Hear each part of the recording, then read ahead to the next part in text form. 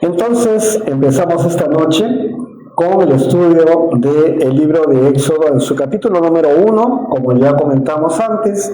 El miércoles pasado, en el culto de media semana, hemos tenido la introducción general a este libro. Ahora vamos a estar específicamente observando qué nos dice bajo la mano de Moisés, que escribe este libro, que nos cuenta acerca de lo que pasó con aquella tribu de 70 personas que llegó hace 430 años al valle de Gosén en Egipto, cuya tribu pertenecía o era de Jacob, llamado Israel. ¿Qué ha pasado en esos 430 años con todo ese grupo de hebreos? Y vamos a ver entonces lo que nos dice el capítulo 1, del versículo 1 al 7. Lo leemos. Estos son los nombres de los hijos de Israel, que entraron con Jacob en Egipto. Cada uno de ellos entró con su familia: Rubén, Simeón, Leví, Judá, Isaacar, Zabulón, Benjamín, Dan, Neftalí, Gad y Aser. Todos los hijos que le nacieron a Jacob fueron, ¿cuántos? 70. José ya estaba en Egipto, ya conocemos toda su historia. Y murió José y todos sus hermanos y toda aquella generación. Y los hijos de Israel se reprodujeron y se multiplicaron y aumentaron bastante en número y en fuerza. Y el país se saturó de ellos. Qué interesante. Se reprodujeron y se multiplicaron. O sea, que en gran cantidad comenzaron a copar desde ese espacio que era el Valle de Gosén y empezaron a llenar toda la tierra de Egipto desde ese momento, durante esos 430 años. Jacob entonces llega con su familia a Egipto y con el paso del tiempo pasan tres cosas. José muere, sus hermanos mueren y aquella generación de la que estamos hablando desaparece. Pero el pueblo no deja de crecer. Ok, entonces estamos viendo cómo el versículo 7 menciona que los hijos de Israel fructificaron, se multiplicaron, ¿verdad? Y Dios aquí estaba cumpliendo una promesa. ¿A quién le hizo la promesa? ¿Se acuerdan? A Abraham. Abraham, con respecto a José, venía a ser el bisabuelo de José. O sea, ya habían pasado muchos años y ahora que han pasado muchísimos años, vemos que se está cumpliendo la promesa hecha a Abraham, a ese saco de huesos casi muerto, con una esposa 10 años menor que él, que no podía tener hijos. Estamos viendo eso, no lo olviden, ténganlo en cuenta. La fe de Abraham es la que lo justificó delante de Dios, que ante esas tremendas condiciones, Dios le decía: tu descendencia será como las estrellas en el firmamento, incontables. El crecimiento del pueblo no era casualidad entonces, era la fidelidad de Dios en acción. Tengo que decirles algo que no les he comentado, lo voy a decir muy rápidamente. Sucede que había un tiempo en que los tuvieron como una batalla, mucho antes de todas estas historias, y en esa batalla hubo una presencia hebrea, y muchas de las personas que estaban ya como parte de la población egipcia tenían sangre hebrea. Entonces no es muy raro que el faraón acogiera a José de la manera que lo acogió, como alguien que era como parte de su tradición cosanguínea de muchos años antes. Y era un buen tiempo para los hebreos. Cuando llega Abraham y llega toda la familia y son recibidos y prosperan, y después muere, ¿se acuerdan? Muere Jacob, y lo llevan como si fuera pues una persona de la realeza egipcia y lo entierran con gran pompa. Había mucha buena disposición con el pueblo hebreo por estas condiciones. Pero ahora, después de todo ese contexto que tiene que ver con la historia de la primera formación, hubo otras batallas en Egipto después. Y la población como que se reprogramó. Y ya no eran los mismos. Ahora aparece alguien en el camino, y lo vamos a ver aquí en los siguientes versículos. En el versículo 8 dice: mientras tanto en Egipto surgió un nuevo rey, llámese Faraón, ¿verdad? Surgió un nuevo rey que no había conocido a José. Pero pastor, ¿cómo lo va a conocer si ha sido hace 430 años que vivió José? Pero para que vean la ascendencia que ha tenido el pueblo de Israel durante esos 430 años, para que el conocimiento de José fuera algo normal. Conocer la historia de Egipto y de saber de todo lo que pasó con José, cómo libró a Egipto del hambre y cómo se salvaron tantas poblaciones, particularmente la tribu de Israel, por los sueños, las profecías y todo lo que Dios hacía a través de José. ¿Se acuerdan? Todo eso era importante en la historia de Egipto. Pero ahora este rey no conoce a José. Y miren más bien lo que pasa. No había conocido a José, dice el versículo 8. Y le dijo a su pueblo: como pueden ver, el pueblo de los hijos de Israel es más numeroso y más fuerte que nosotros. Versículo 10. Así que debemos tratarlos con mucha sabiduría para que no sigan multiplicándose. Puede suceder que en caso de guerra, ellos también se alíen con nuestros enemigos y peleen contra nosotros y se vayan del país. Pregunto, ¿habían dado alguna razón, motivo Israel al rey, al faraón, para que él piense de esa manera? Solo habían prosperado y habían hecho prosperar a la tierra de Egipto con su presencia. Estaban siendo bendecidos. Pero vamos a ver quién es el que está comenzando a aparecer en escena aquí. ¿Ok? Continúo. Entonces, dice, los egipcios pusieron sobre los israelitas a comisarios de tributos para que los afligieran con sus trabajos. Así los israelitas construyeron para el faraón Pitón y Ramesés, que eran ciudades de almacenaje. Pero mientras más los oprimían, más se multiplicaban y crecían, de modo que los egipcios sentían temor de los hijos de Israel. Ustedes han visto tantas películas del abuso que se hacía sobre el pueblo de Israel por parte de los egipcios, ¿verdad?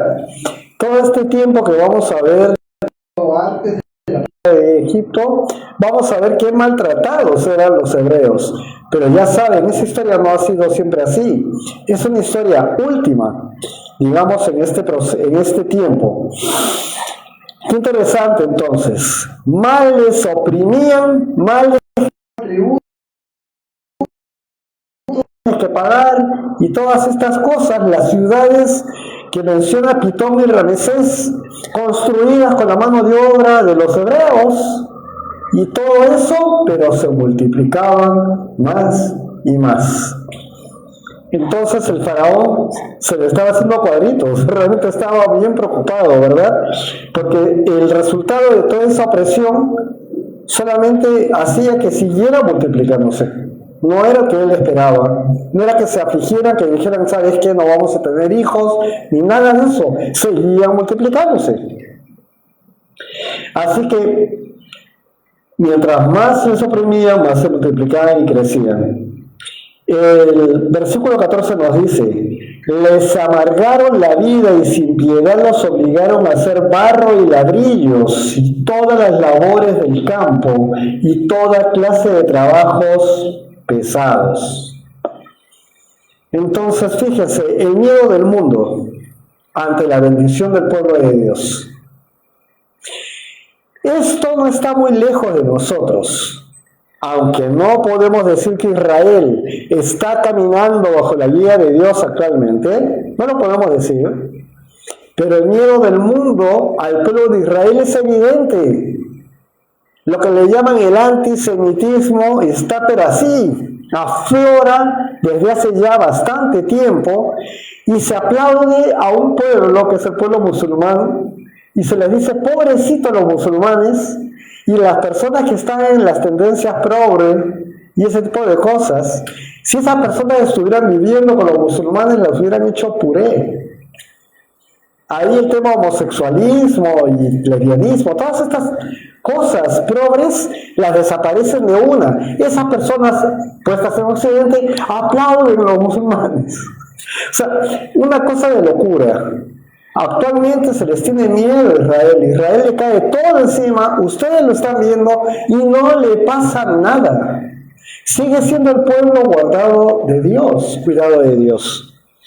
Así que en ese tiempo los estaban oprimiendo tremendamente y ¿qué hacían? Se reproducían, seguían aumentando. Entonces aparece un nuevo faraón que no conocía a José. Y el problema no era el número de israelitas, el problema era el miedo del poder humano que ellos significaban para el faraón. Era pues una amenaza. Es el pueblo de Dios. El pueblo de Dios es una amenaza. Y acá les tengo que decir, Satanás muchas veces opera de esta manera usando el temor, usando la política y usando la sabiduría humana. ¿Quién está leyendo Santiago por aquí? Ah, ya, muy bien. ¿Ya has llegado a la parte donde dice que la sabiduría humana es diabólica y animal? Ya vas a llegar ahí. Que la sabiduría que debemos nosotros pedir es la sabiduría de Dios, porque la humana es animal y diabólica. Son las palabras que pone. Y esa es la sabiduría a la que estaba apelando el faraón, a la sabiduría humana. Se van a juntar con los enemigos y entramos en una guerra y son tantos que nos van a dejar sin nada. Así que hay que oprimirlos. Y no le resultó. Entonces, usó la sabiduría humana para oprimir al pueblo de Dios. ¿Y cuál fue el resultado? Trabajos forzados, esclavitud, opresión. Pero ocurre pues algo sorprendente. Cuanto más los oprimían, tanto más se multiplicaban. Entonces, la presión del mundo no detuvo la obra de Dios. Y acá viene ya el versículo 15 para adelante. 15 y 16 vamos a leer, dice así. Además el rey de Egipto habló con dos personas a las que mencionan sus nombres. Miren, primera vez, después de los hijos de Jacob, de las tribus, ahora mencionan dos nombres. Habló con Cifra y con Fua, que eran las parteras de las hebreas, y les dijo: cuando ustedes ayuden a las hebreas en sus partos, fíjense en el sexo. Si es niño, mátenlo. Si es niña, déjenla vivir. El faraón cambia de estrategia. Los presiono, los oprimo y todos los hago trabajar, se multiplican. Ah, no. Acá las parteras directamente, salvedito, es hombre, lo matan. Es mujer, pase usted. El faraón cambia de estrategia, ahora intenta eliminar a los niños varones. Y esto no es casualidad, porque hay algo que tenemos que ver desde el principio. Desde el principio Satanás intenta destruir la línea de la promesa de Dios, ¿verdad? ¿No es cierto? La cual viene a través de la simiente de ¿quiénes? De los varones. ¿Quién tiene la simiente en la raza humana y en todas las especies en realidad? Los varones somos los que llevamos la simiente. Entonces, eso es lo que trata de destruir Satanás. Eliminar a los varones significaba destruir familias, significaba romper generaciones, impedir el crecimiento del pueblo. Claro, si matas 50 mujeres, no hay dónde reproducir, pero si hay más mujeres, el varón con facilidad puede reproducirse. Pero si matas a los varones, no se pueden reproducir. ¿Ya? Y hasta hoy vemos estrategias similares que debilitan al hombre que destruyen el liderazgo espiritual que debería llevar el hombre en sus casas y rompen la estructura familiar. El hombre si no se va de la casa, trata de hacer una vida distinta, la mujer tiene que levantarse, se llama empoderada y los hijos ven todo eso y comienza un desorden y ese es nuestro diario vivir. ¿Qué pasó hoy día afuera, Mechita? ¿Verdad? Tomando desayuno tuvimos que salir a separar una pareja que se estaba trompeando en la puerta. ¡Qué barbaridad, qué tal furia! Y tuve que darle un par de gritos para que realmente se separen, amenazando con traer a serenazgo. Después hablando con las personas. ¿Qué tal furia? ¿Qué tal ira? Ya se habían dado. Bueno, vemos cómo está el desorden, ¿verdad? Cómo están las cosas hechas. Pero bueno, Dios siempre levanta personas que temen más a Dios que al sistema humano. Siempre. Siempre. Y eso es algo real. Actualmente el tema de las redes te ayuda muchísimo a cambiar tus esquemas y el orden natural de las cosas. Así que no voy a ir mucho más allá en esto. Acá están apareciendo dos parteras. Y han puesto los nombres de las parteras. Dígame, ¿cómo se llamaba el faraón? Y lo busquen. No está. Pero sí el nombre de las dos parteras. Miren ese pequeño detalle. Qué interesante, ¿verdad? Después de mencionar las 12 tribus de Israel, los siguientes que se mencionan son los nombres de las dos parteras. Entonces, las parteras. Ok. Vamos a ver qué pasó con ellas. Versículo 17. ¿Qué cosa le habían dicho? Maten a los varones y si es niña déjenla vivir. Pero las parteras temieron a Dios. Ojo, acá sí debo decir que Dios, nuestro Señor, no era un desconocido. Hay 430 años de vida con el pueblo hebreo. Así que no es desconocido. ¿Ya? Que no sea el Dios de las parteras, que ellas son egipcias, es una cosa, pero conocían al Dios de los hebreos. ¿Me dejo entender? Cuando dicen temieron a Dios, no me parece extraño. En absoluto que dos egipcias le teman a Dios. Y no hicieron lo que el rey de Egipto les mandó, sino que les salvaron la vida a los niños. Mire, salvando la vida a los niños, nos salvaron la vida a nosotros. ¿Por qué digo eso? Por una lógica la más razonable posible. Si no hubieran salvado la vida de los niños hebreos, ¿quién no hubiera nacido? Jesús. Entonces Dios se preocupa de que la mano de Moisés escriba dos nombres, Cifra y Fua, que no eran hebreas, eran egipcias, pero le temían al verdadero Dios, al único. Interesante tomar en cuenta estas cosas, ¿verdad? Entonces no le obedecieron al faraón. Versículo 18 dice, entonces el rey de Egipto, el faraón, mandó llamar a las parteras y les dijo, ¿por qué han hecho esto de salvarle las vidas a los niños? Ya las veo a ellas temblando. Y las parteras le respondieron, mira lo que le respondieron, es que las hebreas no son como las egipcias. Son mujeres robustas y dan a luz antes de que la partera llegue a ayudarlas. ¿Qué tal conclusión? ¿Ustedes le creen ¿cómo se llaman estas damas, perdón? Sí. ¿Les creen? No. ¿Habrán dicho la verdad? Yo creo que sí, eran robustas. Nosotros, perdón la voz,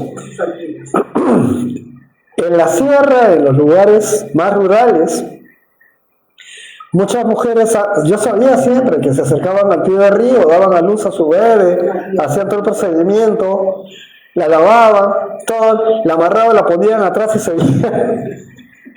Y las hebreas, imagínense el nivel de vida en esos tiempos, tantos miles de años atrás.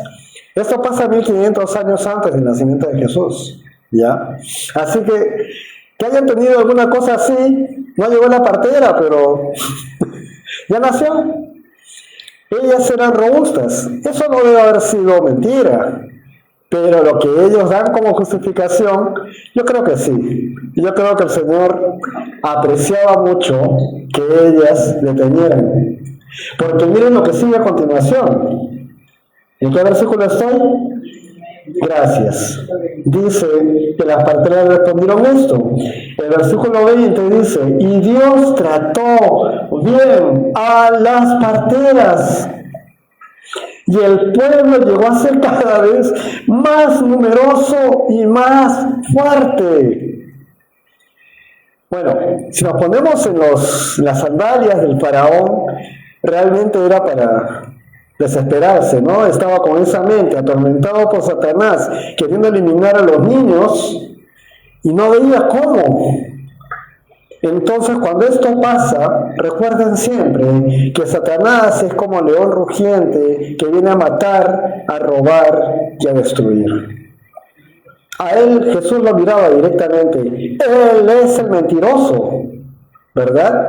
Y es el que tenía atrapado a este faraón, haciendo la obra de Satanás, y él pensando que era muy sabio, fracasaba y fracasaba y fracasaba. Dos mujeres de su propio imperio le dicen, no se puede, son muy robustas, y ellas son beneficiadas por Dios.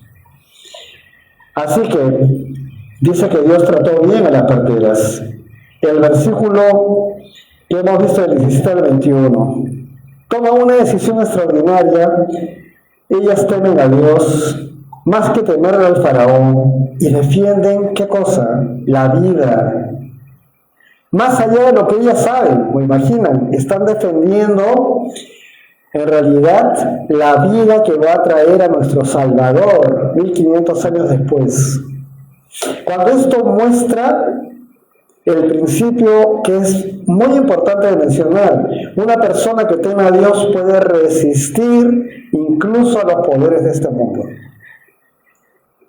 Tomen atención de las lecciones que estamos sacando de esto. Si tú le temes a Dios, ¿qué nos dice Proverbios 1:7? El principio de la sabiduría es el temor a Jehová. El principio de la sabiduría es el temor a Dios. ¿Qué miedo te tengo, Dios? No, es saber que es Dios.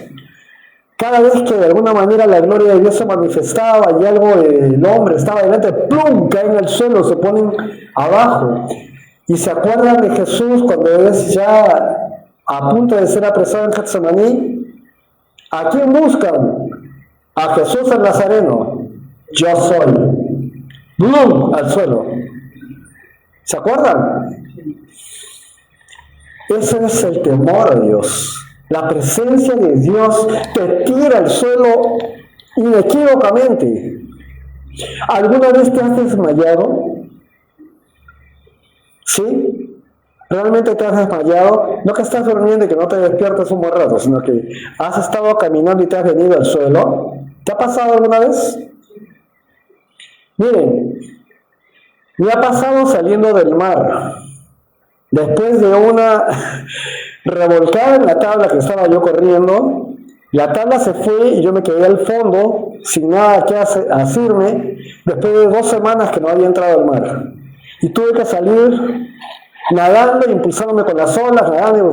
Cuando por fin llego, no era una playa de arena, esas playas de Miraflores son de piedra, así que son una subidita donde el mar sube y baja y te jala las piedras, te jala a ti también. Tienes que salir pronto, cuando el mar está embravecido.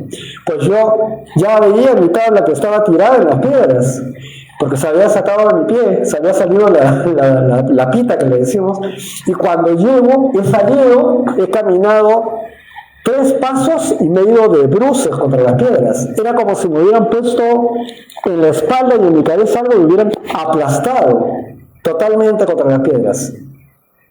Eso fue desmayo, eso fue una cosa de segundos. Y cuando pude levantar los ojos, nadie me estaba mirando. Había gente. Estaba mi amigo Selman por ahí, pero nadie me veía en ese momento. Supe lo que puede sentirse cuando realmente alguien se desvanece, pierde control de todo, es como que te aplastan. Creo que la presencia de Dios hace eso.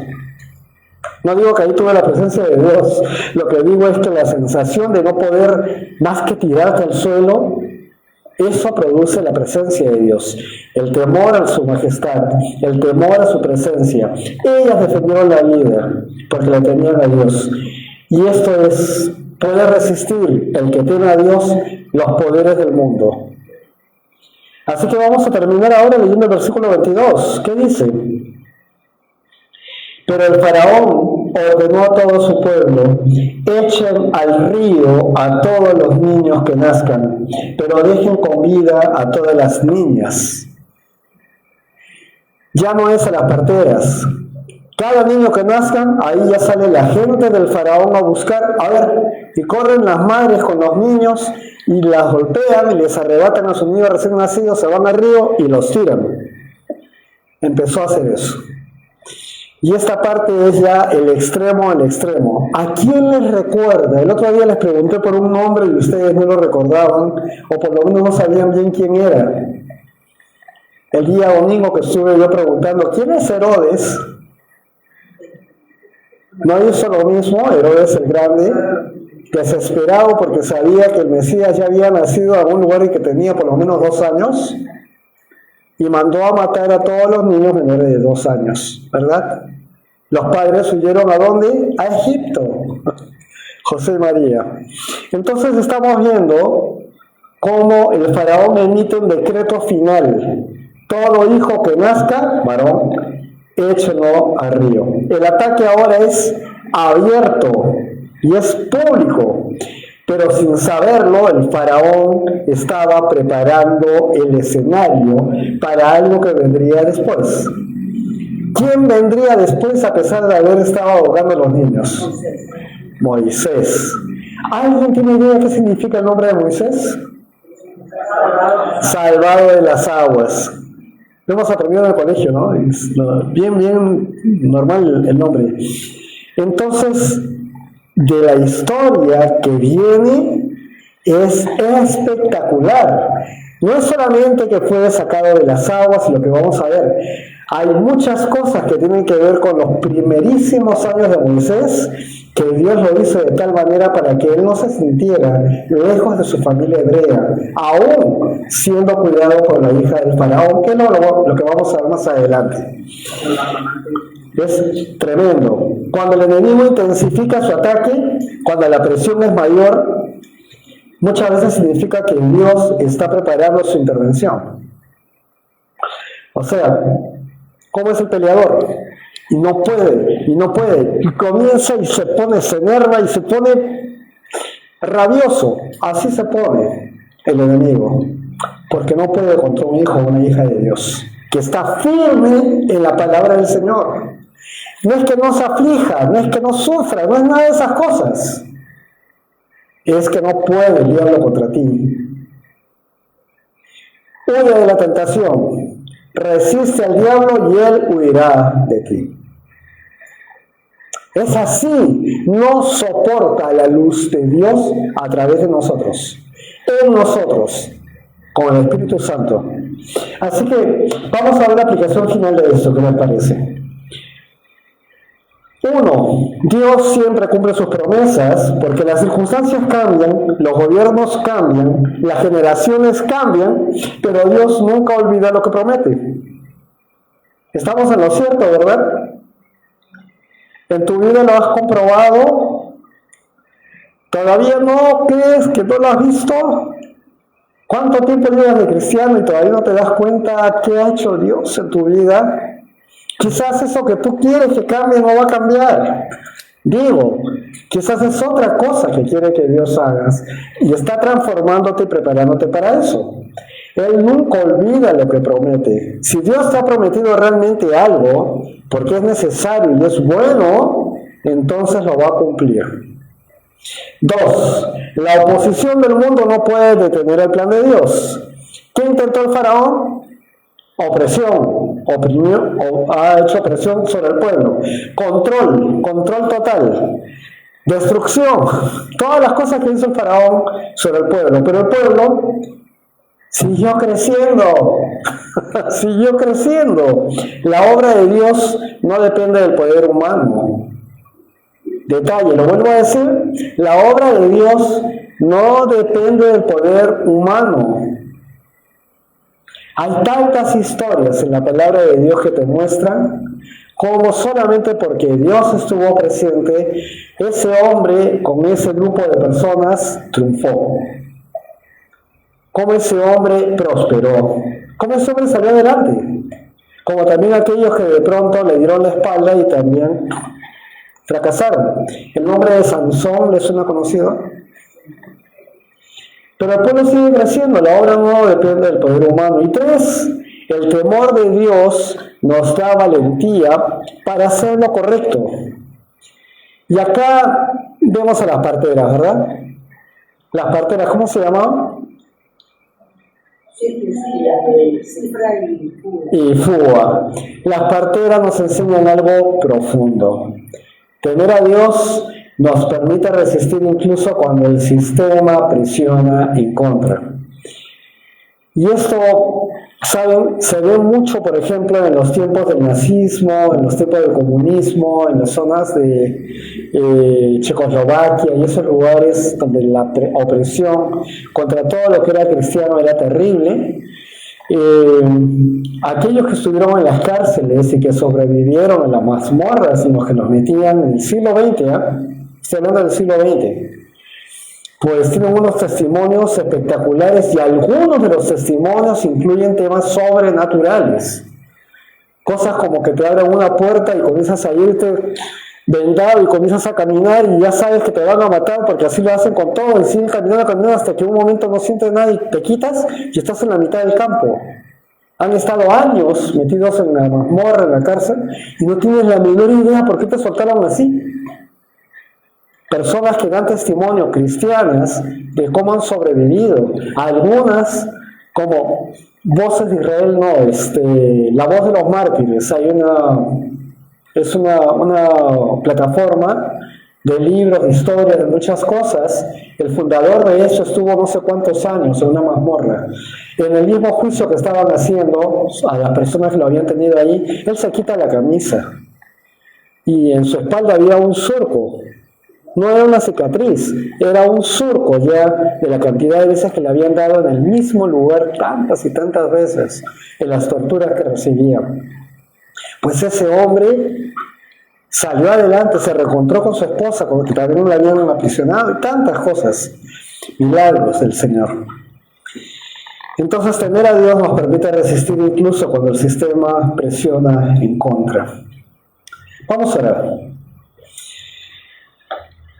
Señor, amado Jesús, gracias porque tu palabra nos recuerda que tú eres fiel a tus promesas, así como multiplicaste a tu pueblo en Egipto y cumpliste con lo que le habías dicho a Abraham. También hoy queremos seguir confiando y seguimos confiando en tu fidelidad, Señor. Ayúdanos a no temer a las circunstancias de la presión del mundo, sino a caminar en obediencia delante de ti. Y danos el mismo corazón de esas parteras que temieron más tu nombre que a los hombres, Señor. Fortalece tu iglesia, protege a nuestras familias y levanta hombres y mujeres que vivan para tu gloria en medio de esta generación. En el nombre del Señor Jesús lo digo, amén y amén. Muy bien, vamos a cantar al Señor.